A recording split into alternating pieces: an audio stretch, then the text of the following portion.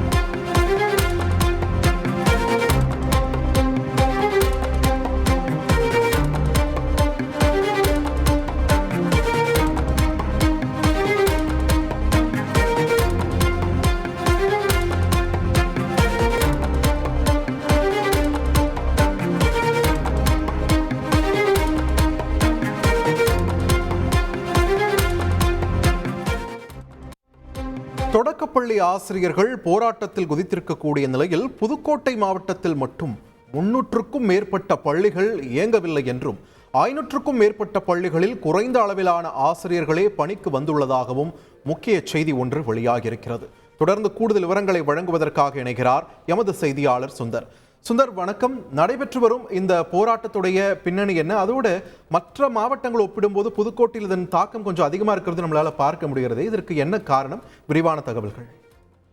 தொடக்கப்பள்ளி ஆசிரியர் கூட்டமைப்பான டிட்டோஜாக் சார்பில் பல்வேறு கோரிக்கைகளை வலியுறுத்தி, குறிப்பாக இடைநிலை ஆசிரியர்களுக்கு மத்திய அரசு ஊதியம் வழங்க வேண்டும், அரசாணை 43A ரத்து செய்ய வேண்டும், பெண் ஆசிரியர்களுக்கு பாதுகாப்பு வழங்க வேண்டும் என்பது உள்ளிட்ட 31 அம்ச கோரிக்கைகளை வலியுறுத்தி இன்று அடையாள வேலை நிறுத்தம் செய்வதற்கு அழைப்பு விடுக்கப்பட்டிருந்தது.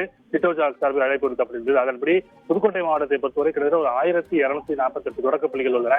இதுல 300க்கும் மேற்பட்ட பள்ளிகள் ஆசிரியர்கள் அதாவது புதுக்கோட்டை மாவட்டத்தை பொறுத்தவரை 3000க்கும் மேற்பட்ட ஆசிரியர்கள் போராட்டத்தில் ஈடுபட்டுள்ளதால் 300க்கும் மேற்பட்ட பள்ளிகள் முழுவதுமாக மூடப்பட்டுள்ளது. 500க்கும் மேற்பட்ட பள்ளிகள் குறைந்த அளவிலே ஆசிரியர்கள் பணியாற்றி வருகின்றனர். மீதமுள்ள பள்ளிகளில் மாற்று ஆசிரியர்கள், அதாவது ஒரு பள்ளியில் இருந்து 3 ஆசிரியர்கள் இருந்தால் இன்னும் மற்றொரு பள்ளிக்கு ஒரு ஆசிரியர் அனுப்பி அதுபோல மாற்று ஆசிரியர்களை கொண்டு பள்ளிகள் திறக்கப்பட்டு அங்கே பள்ளிகள் திறக்கப்பட்டுள்ளது.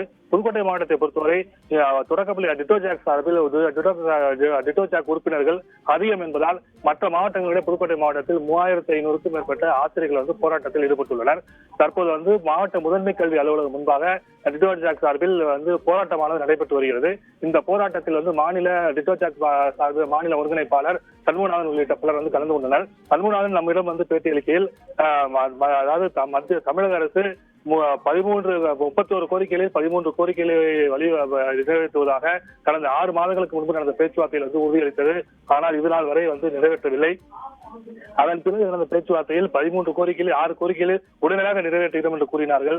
தற்போது வரை அந்த கோரிக்கைகள் நிறைவேற்றப்படவில்லை. கடந்த சில தினங்களுக்கு முன்பு 13 கோரிக்கைகள் பரிசீலிக்கப்பட்டு வருகிறது என்று அரசு வெளியிட்டுள்ளது.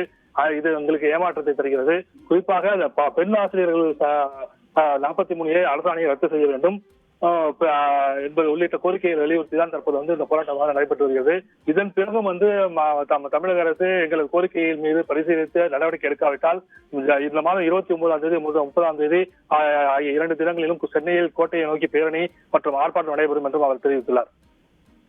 நன்றி சுந்தர், உங்கள் விரிவான தகவல்களுக்கு.